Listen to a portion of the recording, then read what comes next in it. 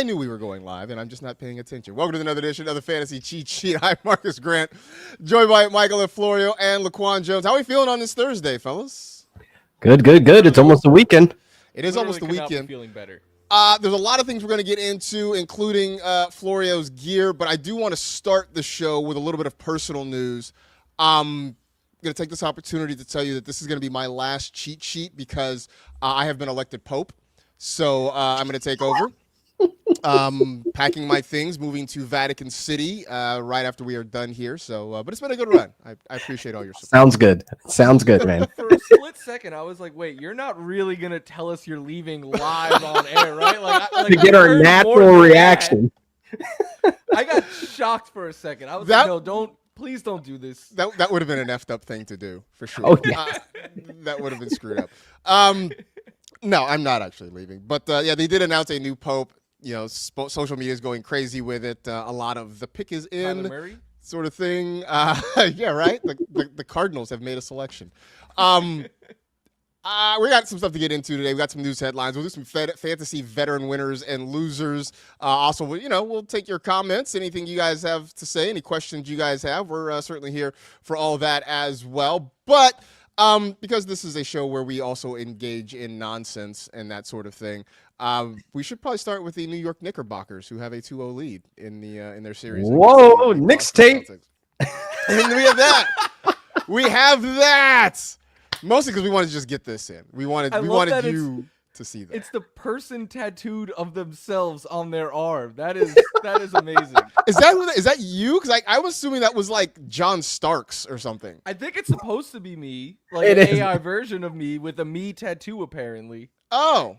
Yeah, no, I knew that was an AI version of you. I just thought you were you had John Starks on your arm or something. This should definitely be your background on your phone, man. Just download it. It should be. Probably should AI be. gave me the crazy eyes. They did give you the crazy eyes. That's they really did actually. It's kind of scary looking at it. Yeah, that's kind of what Jonathon Brooks. That's kind of what AI does. I'm distracted looking at some other things here. You mess up the eyes and fingers. Yeah, the Knicks are up 2-0, and apparently the secret sauce is to get down by 20, and then let Mikal Bridges pick Jason Tatum's pocket, and it's all good. I came out here on Tuesday and said it was the most televised chain grab since Richard Sherman and Michael Crabtree. This is the most televised one since 2 days ago. Wow. Worth every one of those 5 picks, Mikal Bridges. And look, people are being like, if Boston hits their shots, they're going to win this series. Okay, great. Josh Hart was the leading scorer last night. He had more points than OG Anunoby and Jalen Brunson combined, and the Knicks won. Please stop acting like the Knicks are playing their best ball right now. Last night was one of the worst games I've seen them play, and they somehow won. I don't know what's going on. I am loving every single second of it, though. Oh yeah, I'm sure you are, certainly. And this is great. I like seeing Knicks fans happy though. Like this isn't like a happy Cowboys fan or a happy Eagles fan. Like this is a happy fan base. Like you guys deserve this, man. I'm actually happy that you and my friends are happy right now. Oh, because Cowboy fans, like the Cowboys have won championships in my lifetime. I am nearly half 100, and I have not lived to see the Knicks win a championship. So, they've not won a title in my lifetime. I really started watching, like, I remember, like, the Patrick Ewing Knicks and stuff, but I really started watching, like, right after 2000. So since I've been, like, an actual fan, the closest they've been to the Eastern Conference Finals was last year. Like, wow.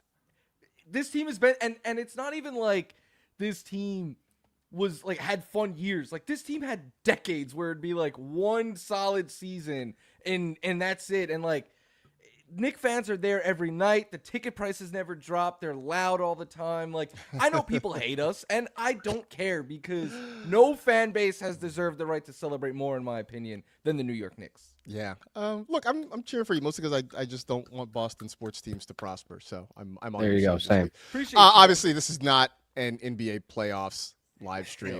Well, it'll be fun. But the Knicks are the podcast, the team of this podcast, right? Even though you're a Warriors guy, Marcus. Knicks. Yeah, look, they're in a different conference, so I don't have to worry about them for the time being. So whatever, I'm fine with it. But we're going to talk some fantasy football, talk some NFL football. A couple of news headlines of note before we dive into our fantasy veteran winners and losers here.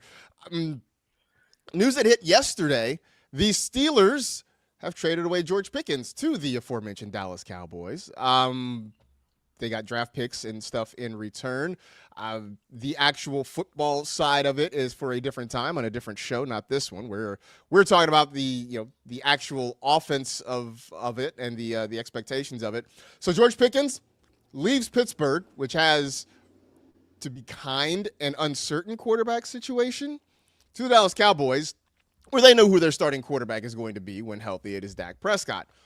So, LaQuan, you being the George Pickens whisperer on this show, how far should he move up draft boards? I don't know. I just made that up. Dude, not me with the crash out, bro. Like, when did that happen? I literally just made that up on the fly. How far should he move up draft boards, though, now that he's going to a place with a guy that we know can deliver the football? So before the trade, like on Sunday, I was doing a best ball draft, and I looked up at where he was going, and he's going in the 7th round, which is not terrible of like where he was going. So like, if with this trade and expectations of this Cowboys offense, I could see him move to the 5th round, and that's only 2 rounds up.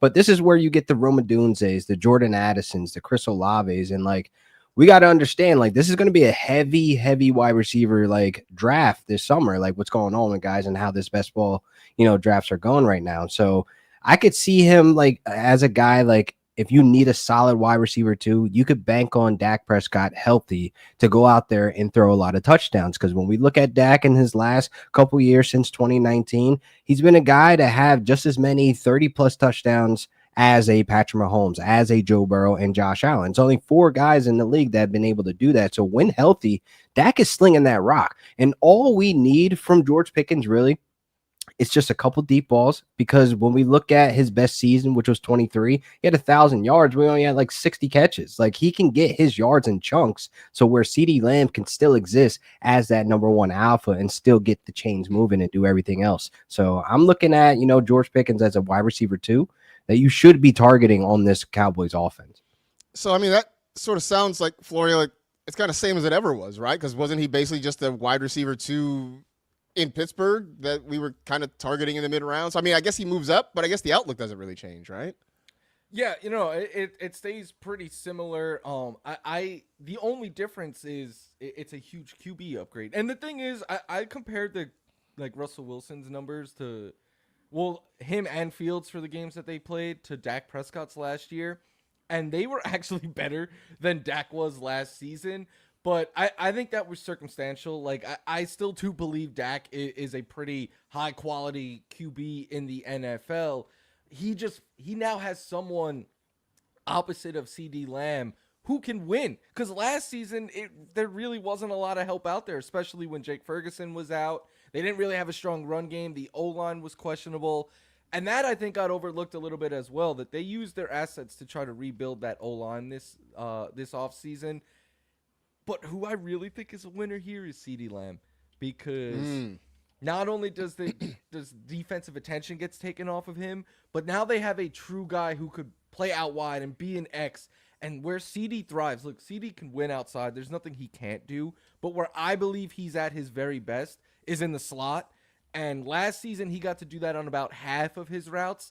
I wouldn't be surprised if that number shoots up a little bit higher this year. And that is the path of CD Lamb getting back to, because I know last year he was very good, but he wasn't what he was 2 years ago. And that's how he can get back to that, in my opinion.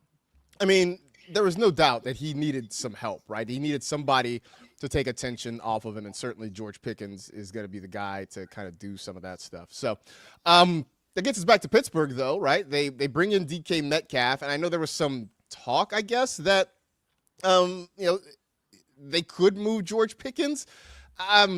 So, Florio, you say Pickens going to Dallas helps CeeDee Lamb. Does Pickens leaving Pittsburgh help DK Metcalf? Potentially, in the sense of the fit was a weird fit that they both were kind of similar styled wide receivers. They win in different ways. Like, DK is a better separator. Pickens is a better contested catch guy. But they both are primarily out wide receivers who win downfield. So it seemed like they were going to kind of be eating off of one another's plates a bit. Now there's more volume that is going to go DK's way. Still got to see who the QB is. And I still don't know if the Steelers are done here, because even let's say they bring in Aaron Rodgers. Like they're God, gonna want his name. more. They're gonna want more receiver help, right? Like I think Keenan Allen would slide in perfectly as a slot guy here, but Amari Cooper is out there, Gabe Davis is out there. Maybe Aaron Rodgers calls up Randall Cobb or Alan Lazard or something like that. Like they're still a work in progress, I feel like, but from a real life standpoint, I'm like, your offense is pretty much what it was last year, right? Like one alpha wide receiver, and that's kind of it. But instead, you gave up a lot of draft picks and a ton of money to get there. Yeah. Do we know who's on the sticks though? It's Arthur Smith. This is literally the Falcons offense all over again. Like you have the premier running back in a Bijan Robinson, aka Caleb Johnson right now. You got the scat back. The guy's going to be the receiver. Yeah. Do you think you're going to slide that bias? You're comparing Caleb Johnson to Bijan Robinson? In his eyes, this is what I'm saying. He's going to have them split the carries here. And what this offense is looking like is going to have a mid-tier quarterback, which I don't believe they're going in week 1 with Mason Rudolph. But even if you insert Aaron Rodgers, we haven't seen Aaron Rodgers play good football in like 3 years. So I don't even know if he's going to be the upgrade that this offense needs for DK Metcalf to be the wide receiver 1 to get that return. Because honestly, he's going in the 5th round strong as the wide receiver 28. And that's in the range of where this draft is very heavy in these best ball leagues, where you have 28 to 30 wide receivers off the board in the first 4 rounds. So it's like, do I want to jump into that bag where it's going to be a very limited offense? It's going to be a run heavy offense of what they're posturing for, because you got Robert Woods for what? Oh, the run block, because he's very good at that. Your boy Gabe Davis is on the street right now. If they want to give him a call to stretch the field and run block, they could do so. But it's just forming into this Falcons offense that we have seen, to where the wide receiver 1, which we can insert DK Metcalf here, who was Drake London, a very limited wide receiver 1. He's like a fringe wide receiver 1, that his price right now in drafts and what it's possibly going to be, because he's going to see a high target share from a mid-tier quarterback, it doesn't sell me to go out there and draft him. So my take on it is I'm staying away from the Steelers offense unless it's a running back like Caleb, or if Jalen Warren's going to be getting a little bit more dip out of that passing game. One, it's interesting to hear you turn a corner on Caleb Johnson, considering you were you felt like you needed some no-dos and a thermos full of coffee to watch his game tape, during the offseason before the draft. And now you kind of come around on him a little bit. Also, you started listing off wide receivers, and I was waiting for you to say a name that would get me excited, and you never got there. Nobody lives. Nobody lives there. There's nothing exciting about the Steelers offense. And I think the argument for DK Metcalf is, who else are they really going to throw the ball to? I mean, that's kind of it, right? There's nothing else exciting about it. I would be okay with him in best ball situations, but even that as like a third wide receiver, maybe a low wide receiver too. I thought about that too, because you're gonna have to pay that wide receiver 2 price for him though. No, because like I just said, like 30 wide receivers went off in the first 4 rounds in the one best ball league I did on Sunday.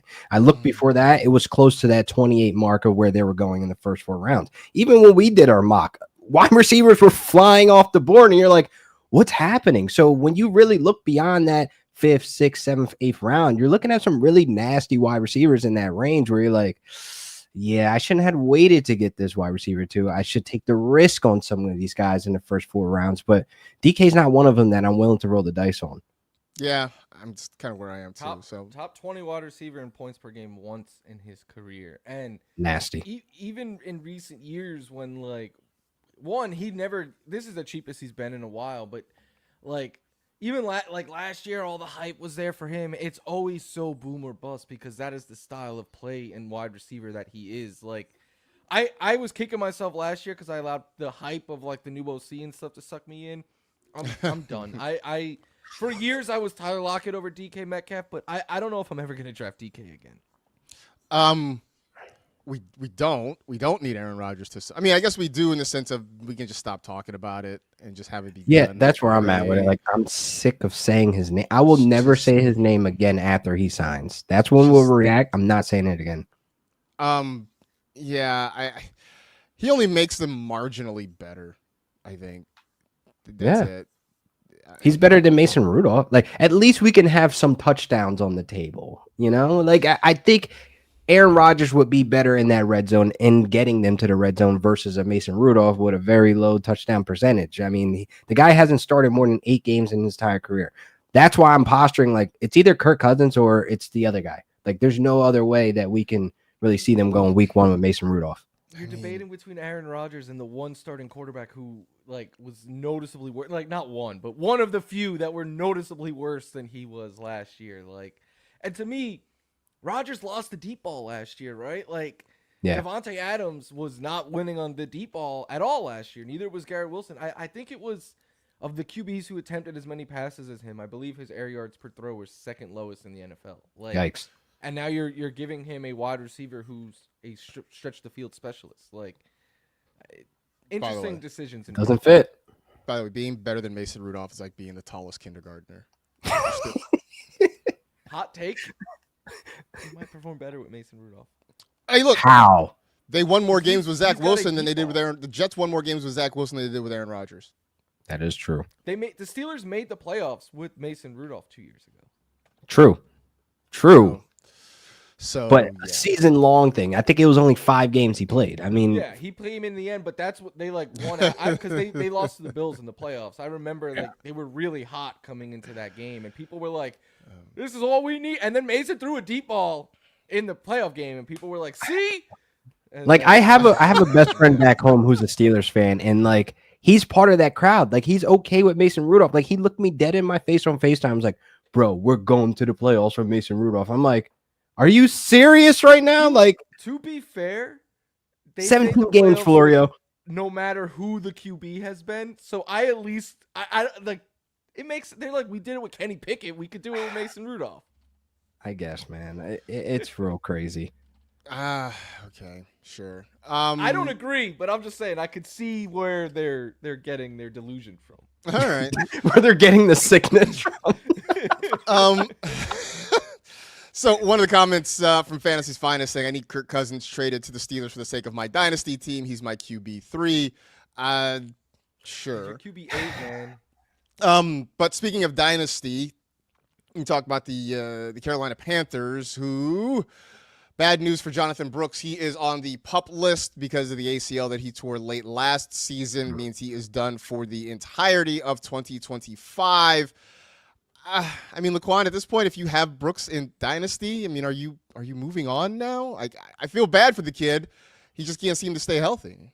You have to. I think you were ready to move on after we heard and got noticed like this year is a deep running back draft class. So you were probably able to replace him rather easy if you were drafting correctly in your rookie draft. But it's just one of those sad stories, man. He never got off the ground. We never even really got to see him at his peak, all the hype coming out of college. But it's just one of those situations where it's like, if you wait too long, if you want to play this game to hold on, like, oh, no, we'll wait until he bounces back in 26, 27, you're going to be looking in the past. You're going to swerve off the road, and your dynasty league is going to look terrible. You're not going to win any games. So I think now is the time to strike to move on. You might get a couple of those folks who are still interested in him that still live off of that college hype, and it's still in their brain and memory of like, hey, if he gets an opportunity, he may be good. But I just feel as though like it's a dub. It's over.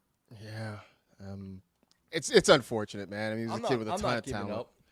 See? Sell it to Florio. What are you getting? I'm not paying up for him, but That's I feel like most people are going to be like, he's out all year and everything. And to me, this was kind of, look, not getting hurt is best case scenario, but not rushing him back, I think, is best for him and giving him the time to recover. He might be done. 2 ACLs could do it.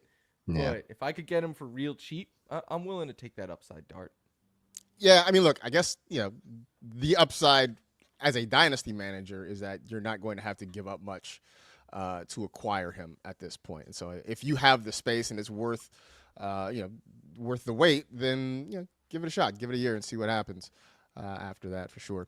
I have 3 Other small bit of news. Julian Edelman is going to be inducted as the 37th member of the Patriots Hall of Fame. Question I always like to ask in these situations is Julian Edelman, is anybody, but is Julian Edelman in this instance, is he a fantasy Hall of Famer for you guys? No. And I'll okay. Look, these are some people who have more career receiving yards than Julian Edelman. Mm-hmm. Marshall Faulk, who is not a wide receiver. Okay. Jeremy Maclin, AJ Brown, Allen Robinson, Marvin Jones, Chris Godwin, George Kittle. Like, Justin Jefferson's been in the league for 4 years. He already has more receiving yards than Julian Edelman did in his career. And the argument people always make for Edelman as a real Hall of Famer is like, look what he did in the playoffs. That doesn't matter for fantasy. No. So, yeah, like he's a good player who was propped up by one of the best to ever do it. But nah, he's not getting in my fantasy Hall of Fame. No way. Yeah, and I'm looking at it right now too. Like the run was relatively short, and the highs were not very high, right? No. I mean, his career high in yards for a season, 1,117, 7 touchdowns was a career high. He also is one of those guys who, if you, like me, are against full point PPR, he's one of the people who radicalized you against it. Right? I mean, this guy, 100. I'm looking at 2013, 105 catches for 1,056 yards. Just slightly over 10 yards a catch. Yeah, See, I like to make the debate because I think you guys made a gesture before when I said this, that Cooper Kupp should be in the Fantasy Football Hall of Fame and in the Hall of Fame in general in real life. And you guys are like, it's a short career. Yeah. He has a stronger case than Edelman. He does have a stronger case than Edelman. Okay, I just want to check the temperature because I thought we were going to come on here and get crazy and be like, yeah, Julian Edelman had his moments and had his highs and wide receiver 7 in 2019. I thought we were going to put him in there, sneak him in there, but I'm going to draw back. No, look, he's got more touchdowns than Edelman. He's got more receiving yards than Edelman. He's got a stronger case than Edelman for both fantasy and real Hall of Fame. Like I'm not putting him in. I'm not giving him a gold jacket yet, but I'm telling you his case is stronger than Edelman's. Said the 49ers fan. Friend of the pod, Adam Thielen, has like 1,500 more career yards than Julian Edelman. I put him in my notes too. I was like, I would rather have Adam Thielen in there, man. Because like I think Julian Edelman was a good player at the time. Like, of course, he was propped up by Tom Brady, but like he was like a top 20 wide receiver at best. You know what I mean? Most of his career at his peaks. Like, I don't know. Yeah. It's like when I first saw the headline, I'm like, oh, I wonder, right? Because there were times where it's like, yeah, you wanted Julian Edelman, you wanted him in your starting lineup, but I think when you step back and you kind of look at it, you're like, nah, no, I don't think so. He has all right. He didn't even have a lot of touchdowns. Tyler Boyd. Only 36 touchdowns in his career, and he wasn't really a full-time starter until his 5th season. He was kind of he just was not a starter. For all the hype that his playoff numbers get too, he has 5 career playoff touchdowns. He just came up big in big moments for them. Yeah. That's what it was. 342-yard game. So all the gas came from Boston. That's all it is. From the Patriots. Jeebus. Wow. Oh no, wait. That is not. Is he the best among New England wide receivers? Like, no. Randy Moss. Well, but Randy Moss was short-lived, right? Yeah. I mean, like the peak was insane for Randy Moss, but he just wasn't there. I mean, he didn't win a Super Bowl. He did. No, he did not. He did not because Edelman never been an All-Pro. Eli Manning in the helmet catch stopped him from winning a Super Bowl. So, yeah. 0 Pro Bowls, 0 All-Pros. Like, what are we doing? I put Wes Welker ahead of Edelman. For Edelman, yeah. Ooh. Wes Welker. All right, so Wes Welker, Julian Edelman, or Danny Amendola? Injuries. Dude, it's like a injuries. Pokemon. Danny Amendola is the starter. Then they evolve into Julian Edelman, and the third evolution is Wes Welker. I mean, play like an FMK with Patriots slot receivers or something like that. I don't know. That's hilarious. Mr. Scamper saying the Patriots do not get to claim Randy Moss. That's probably fair. No, that's probably fair. I mean, Randy Moss, to me, is always a Viking. He's a Viking. Welker had 5 seasons with over 1,000 yards, and he had a 1,500-yard season. Ooh.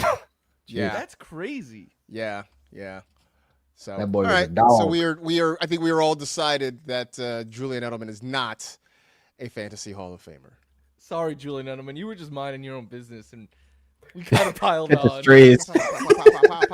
Pop. Yeah, it just sort of happened. Anyway, the main topic of today's show, now that we are 25 minutes into it, we're talking about fantasy veteran winners and losers from the draft. You know how the cheat sheet goes. It's a little bit of chaos. Fantasy veteran winners and losers. We each picked one winner, one loser. LaQuan, I'll start your winner, because your winner is a guy that I did have on my list. He's not the one that I ultimately picked, but he was on my list. So who's your winner?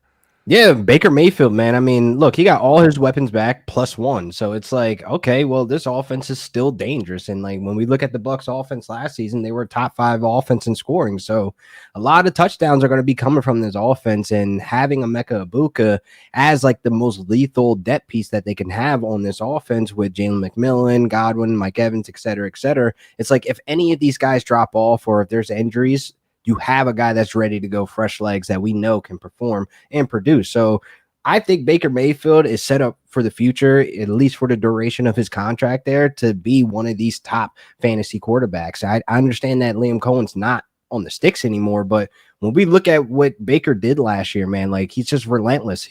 I comp his toughness to Matthew Stafford. And you look at how Tampa just open armed and kind of like, we're just like, yeah, this is our guy very quickly in the 2 seasons he's been there. Baker's set up to be like successful for a very long time. So in those dynasty leagues, like I'm happy I'm looking at Baker Mayfield as like a QB1. So it's definitely one of those situations like you feel good about Baker on your rosters, and he definitely came out a winner post draft.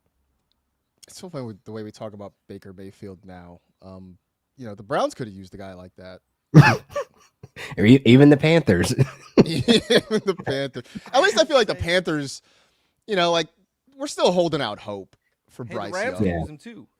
Hey, listen, I was thinking about that when he came in. I was like, if he just waited 2 more years, that the timeline shifted to where right now we're at the spot where we need a guy to rejuvenate his career, Baker would have been the perfect one, man. Yeah, you always had that TNF game though against the Raiders. Sweating. I mean, I was a Baker Mayfield fan that entire night. I mean, literally, dude didn't even know where the lunchroom was and is out here slinging touchdowns. He didn't even go to the facility. I don't even think. Like he didn't even put his bag down. I don't want to be a hater here, but I don't think I'm going to be in on Baker Mayfield this year. Okay. It just seems like a natural regression. Like he had the highest of all QBs last year. His touchdown percentage was the highest over career average. To me, 41 touchdowns when he never had a 30 touchdown season seems like a pretty big regression candidate to me. All right, I think that's fair. As long as 30 more touchdowns, that's it. 30 plus, that's where we're at. I would say that the argument in favor of him, though, is at least the draft price isn't ridiculous for Baker Mayfield. So I think that can sort of counterbalance, I think, some of that a little bit. You want to do your loser right now, LaQuan, too? Oh, sure. Tank, though. I mean, this is real quick, man. I just feel bad for him. Like, man, you got Jalen Noel and Jaden Higgins there, and it's like, even if he comes back, and like, let's just say these 2 rookies are developing very well, not even killing it, how do you fit him back in what's being formed now in this offense with the Texans? And like, this injury was gruesome. Like, I watched it just before like prepping for the show. I'm like, yeah, I don't know this guy comes back the same. Like, it's going to be one of those situations like he's barely going to be on the field. Like, what do we do? So like them drafting 2 wide receivers from the same team from Iowa State, it kind of looks like they're ready to move the chapter and kind of move on now rather than wait later to take the Band-Aid off and they miss out on some good quality wide receivers. Or else the Texans are really trying to sell some merch in that big, huge Ames, Iowa market. You just gotta trying to broaden the merch, right? You gotta make sure you lock up the Ames. The Dodgers have locked up Japan with Shohei, and now the Texans trying to lock up Ames with Higgins and Noel. I don't even know what Ames is, to be honest. It is the home of Iowa State University, where those 2 guys played. Insane. All right, Florio, your winner and your loser. My winner is Chase Brown, who was awesome last season, and despite being awesome, it was like, are the Bengals going to go out and add a running back this offseason? And then he survived free agency, and you're like, okay. But the big thing was always the draft. It was such a deep running back class. Could he come out as the lead back there? And he did. Like, I know they used a pick on Taj Brooks. They signed Samaje P. Ryan. Like, none of these to me are moves that are like, these guys are coming for the starting gig. To me, these are backup options, guys who could, sprinkle in. You're going to have to use other backs besides Chase Brown. He's not going to be a 350 touch guy, but he's going to lead plenty. And again, bigger than anything, I think he's going to be on the field for a ton of passing downs. So Chase Brown, who finished as an RB1 last year, is someone I'm really excited about. And then I didn't want to pick him, but DeAndre Swift is also a huge winner. But I had a list of running backs that I was like hopeful would survive the draft, and on it was Jaylen Warren, and unfortunately, he did not, because Arthur Smith drafted in his mind Bijan Robinson 2.0, as we heard, and he's running wild. Not in the talent comp, just situational, man. Jeez. No, but I do agree with you. I think that Jaylen Warren is locked into the role that he's been locked into behind Najee Harris, and the hope was he could eventually free himself of Najee and run wild, but now they have Caleb Johnson for the next 4 years, so that is unfortunately not going to happen for Jaylen Warren, and he is what he has been the last few years, an RB3 that'll have some nice weeks and some single-digit weeks that you hate starting him. That nice week is probably like 12 points, to be honest. so I don't think I'm really interested in 12 points at your peak. Yeah. Oh, yeah. It's a Fantasy's Finest who's asking Caleb Johnson equals Bijan Robinson 2.0. You must have missed the earlier part of our show here when LaQuan was trying to make a point about the Steelers' offense and using analogies for Arthur Smith and saying that Caleb Johnson is Bijan. Yes. Basically, he's saying he's going to play the Bijan Robinson role, not that he is Bijan Robinson. But Bijan was capped. Like, we're sitting here like, why is he not getting in goal line carries? I mean, this might be, a little different, hopefully, for Caleb Johnson, but that was very frustrating to watch and see. So does this mean Warren that vulture and touchdowns? Does this mean Jaylen Warren is going to be the Tyler Algier of the Steelers offense? I can see it happening because Algier was catching more passes, running more routes for a period of time than Bijan, and then that's kind of switched over in the middle of the season. So like it was just really just Bijan not getting red zone carries or goal line carries. It was crazy. I mean, Desmond Ridder had more than him at one point. It was disgusting. So let's not do that again in Pittsburgh, please. The good thing is Aaron Rodgers is too old to do that, and Jaylen Warren is too small. So. And Jonnu Smith Caleb isn't there. Johnson. Yeah, and Jonnu Smith isn't there either, unfortunately. All right. He should have followed Arthur. I will say, outside of ULQ, Arthur Smith does deserve some credit for that because we bashed him that whole year and being like, you're using Jonnu Smith over Kyle Pitts, and then he was proved right. Yeah, he kind of did come out right, so... Where does Arthur Smith go to get his Smith apology? Fan behind LQ. There you go. There it is. My winners and losers. My winner is Caleb Williams. One, he gets Ben Johnson, who not only is a great play caller, but apparently has a wicked slider. If you saw the first pitch that he threw out, the first pitch he threw out at the Cubs game, just filthy movement apparently on whatever he was throwing up there. But they also went out and they added more pieces. Yes, they lose Keenan Allen, who's getting up there in years. They draft Luther Burden in the second round. They draft Colston Loveland in the first round. So it is apparent that Ben Johnson has plans for them. Maybe they are going to take Loveland and try to make him a new Sam Laporta. Maybe they try to figure out some things with Burden, put him in the slot and let him sort of operate where Keenan Allen used to operate. But either way, and they even went out and got a little bit of offensive line help too in the draft. So they are really trying to build this thing in Chicago around a quarterback that they believe can be their guy for years to come. So I think Caleb Williams is a big winner, and I think the expectations, understandably, are going to be ratcheted up for him this year.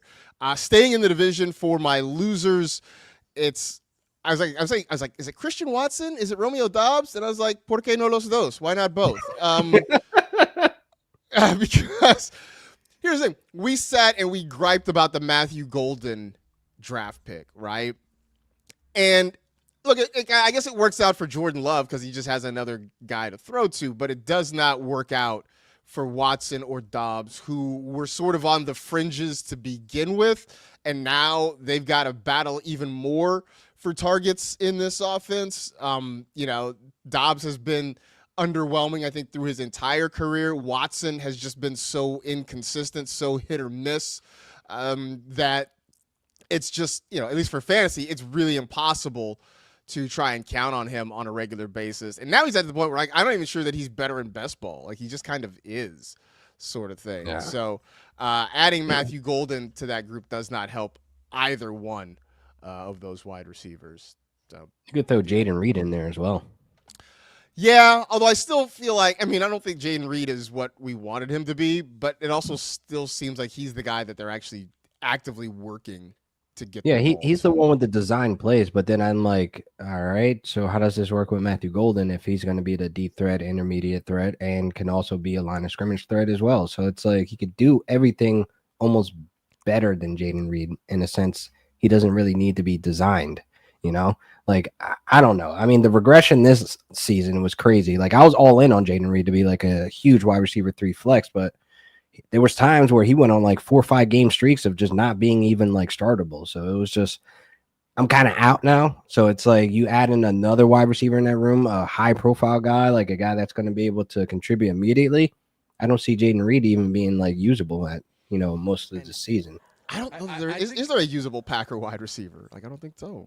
As of right now, I'm not sure. But I was going to say, I think the Savion Williams pick in the 3rd round gets overlooked because he's like a receiver that you generate touches for. And I'm like, you already have a guy like that in Jaden Reed. So, like, I agree with the comment. Mr. Scampers, winner, Jordan Love, loser. Every other Packers wide receiver. Where's Tucker Kraft? Is he going to get more involved? Because he's a yak guy. So I would think, like, he would have to be, like, somewhat in the game plan. Yeah, I don't think I'm drafting any Packers this year. Yeah, but like, sure. Every time you get excited about Tucker Kraft, then like here comes Luke Musgrave showing up too, right? To like make your life miserable again. Like, what I do think is funny, I think it's funny that during the Aaron Rodgers era, they spent a lot of time and a lot of draft capital on offensive linemen, and they never drafted wide receivers. Now with Jordan Love, they're getting all these wide receivers, and they're not getting any O-line help. They can't stop. It's okay to balance things out, Packers. Like, you don't have to do all of one thing. It's like watching my kid eat all of one thing on his plate before moving to the next. It's like, no, man, you can take bites of like different things all at the same time. My kid does that too. Yeah, I used to do that. He'll eat like all of the apples, and then he'll eat all of the sandwich, and then he'll eat all of the Cheetos. Like, I'm like, you can take one at a time. You can take a bite of each, man. Like, it's fine. It's okay. Yeah. Before we get a couple other things, some chatter in the chat about some of the winners and losers. Matt Carmody saying Tracy could be a loser with the Scat Man in New York, and Scat Man, skibidi. Love that song. Fantasy's Finest also agreeing with that Scattaboo could make life hard for Tyrone Tracy, which, yeah, I could definitely see that. It's just frustrating because I don't know that either one of them is good enough alone to be sharing. Like, I think for them to be relevant, one of them has to take the lead. But you might be right that they probably are going to split opportunities, and it's going to be really frustrating, I think, for all of us. If Scat hits the ground running early and like the media jumps on it and then the fans jump on it, you know how that goes. He seems like a guy who could like be a fan favorite. He's already. Look, Kyle Brandt's on Good Morning Football every single day. Scattaboo, scat for every topic. His name was in everything in the segment. It's also fun. It's also just fun to say. Yeah, Scattaboo. Like it sounds like something Adam Sandler would say. Scattaboo. Like it's just like a. Yeah. I hope they get him to say it somehow. Please. I'm sure they can get Adam Sandler to just be like Scattaboo. Like, he can say it in his Adam Sandler voice for sure. All right. I think we've had enough nonsense here. We appreciate you guys in the chat hanging out with us. I guess we should talk about the film festival. We need to come up with we should come up with a category. I know you said Havoc is one you suspected. So I'm thinking maybe we just do Netflix action movies. Yes, I like that. Because like none of them are super great, and some of them could border on terrible. Like it just seems like a really interesting mix. Like in like the way Netflix works. Once you watch one of them, it's just gonna start feeding you all of them in the algorithm. Yeah. So Yeah. So maybe we just do Netflix action movies. Gavin suggesting Extraction. I think I started Extraction, and Is that with Thor? Yes, I believe that is one of the Hemsworth kids. And I think they actually made a second one. I think there's a sequel. Oh, apparently, as I do a quick Google search, there's 3 of them.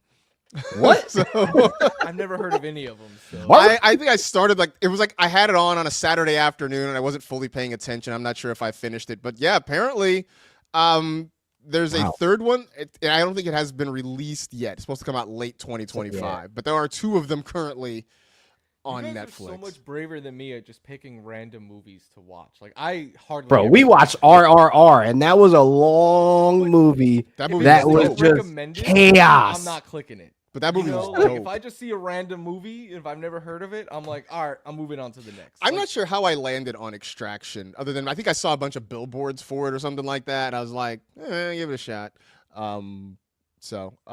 But Gavin's saying the Extraction films are good. So all right, I'm down. Add it to the I'll list. take his word for it. All right, so I guess we'll start with Havoc because that's the one that LaQuan suggested. So next Thursday we can talk Havoc. I mean, on if this anybody's show. seen it, you know the chaos that we're talking about. Like there was like at least 9,000 rounds of ammo used in that movie, and then there was like 23,000 bodies. Like it's just like, what the heck is going on?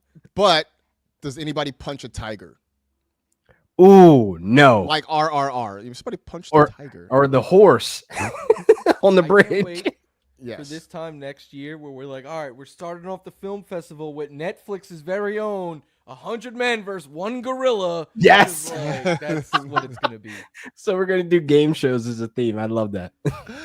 They're gonna make it an action movie somehow, some way. But would you do it with protective medieval gear? Like I saw something online where they're like, if you do it with safety precautions, I think Well, some that's not- folks will go that's out not there and fair. fight a gorilla. That's not fair. yeah, If you're trying to fight Beats with because if you're bringing 99 other guys with you, then then you don't get to have gear. Like that's unfair.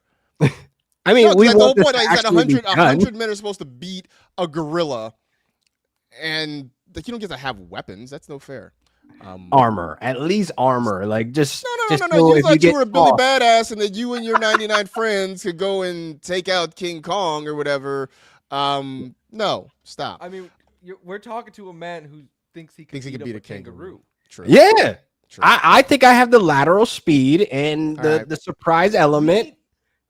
We need All right, to get a kangaroo Jack. expert on and have him break this down. Look, Yeah. I'm not the only one who think they could beat a kangaroo. Tyler Booker, the offensive lineman for the Cowboys, he thinks so. Yeah, it's possible. Lots of people think lots of things. That didn't make them true. Okay, Look. but Tyler Booker is 6'5" and probably 300 and something pounds. 325. He can definitely Look, body it. I'm not saying he can win, but he's got at least a reason to think he could. Yeah, for sure. Fine, but the kangaroo is on my list By the way, as I would before pay we money leave- to see you try. with protective gear because I seen the nails. That's the scariest, most Yeah. frightening thing on a kangaroo. I ain't worried about anything else. All right, until he raises up on that tail and puts his feet through your chest. Boom! Like, yeah. With those back legs. All right. This has really gone off the rails here at the end. The last thing I'm going to say before we get out of here is Gareth Evans, who I believe directed, at least produced Havoc, also is the writer of The Raid Redemption. So That was going to be the surprise. I didn't want to ruin yeah. that for you. He was the director of The Raid. So all right, so I'm in. Is You that got what it. got It was recommended for you? So No, I random Friday night. I was like, I keep seeing this on the timeline, so I'm gonna watch it. Like it was actually off of Blue Sky, and I watched it. I'm like, I can see why this is like a nostalgic '90s action movie. Like all the elements, like I'm talking slow motion shooting, and then the overkill, and then the crazy. Do we get John Woo doves flying? Yeah. it's ashes, fire, and bullets casings. All right. That will be that. All right. Before we go, Michael Quinzel in the chat asks, name a player that resembles all of these Netflix movies. Ooh. Okay, so that'll be the thing. We'll watch the movie. No, we'll watch the movie, and then we'll come up with a player that fits the movie that we could see Okay. in one I of these like movies. I like Right. that. Like, who's a player that's like, oh yeah, no, he could have been in this movie or whatever. So that'll be the thing. All right, cool. I like it. I like it. Again, for Havoc. Thanks everybody for checking us out, hanging out with us here on the cheat sheet. We'll be back with you, of course, next Thursday. We'll be back with you with the regular pod on Tuesday as well. I don't know what we're going to talk about. Maybe the Knicks. Who knows? Knicks tape. We'll figure it out. One last look at AI Florio celebrating the Knicks win. The Knicks going up 2-0 over the Celtics. In the meantime, enjoy the weekend, everybody. We will talk to you again here next week. See you, folks.